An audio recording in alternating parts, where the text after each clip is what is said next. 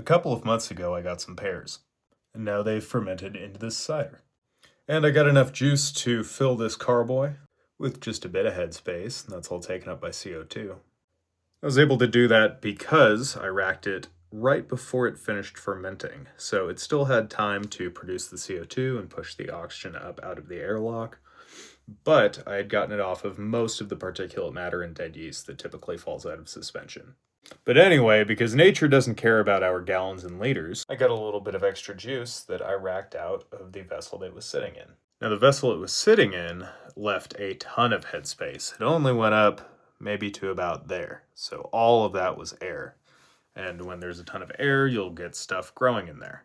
So I had two options. Either let this become a petri dish and grow a bunch of bacteria, or pull it out a little bit early and then try it, bottle it, check for specific gravity, all that kind of stuff.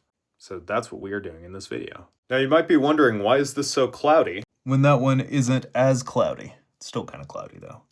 Well, when I was moving this, I tripped and I didn't spill any, but I did mix all of the sediment back into the solution.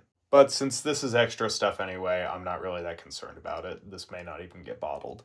We've filled up our graduated cylinder. Now taking a look at this is very interesting.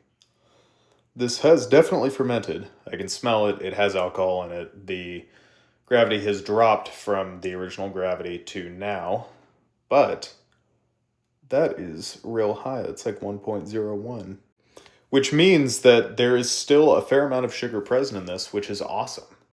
I prefer to have residual sweetness anyway. I don't like ciders to be overly dry, so I'm sure this is going to taste pretty good. And I was kind of hoping this would happen because of the type of yeast I used. I used Saf Cider TF6 specifically because it's supposed to leave more of the aromatics, so stronger fruit smell, while also leaving more sugar and therefore less alcohol. Now that we have our readings, let's get this into a wine glass. Nice. That's pretty cloudy. I really hope the finished product is not this cloudy.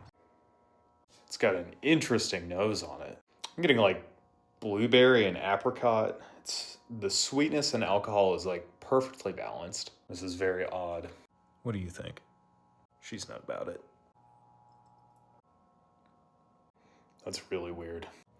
All right, right up front, it's it just tastes like pears. Pears, maybe some lime, maybe a little bit of lemon. And then in the middle, it just tastes like honey. It's really, really weird. And then the end is kind of woody. It's not tannic, it just tastes like tannins. But besides that, it is very thin, which I've been warned about with pears. We'll see how it ages.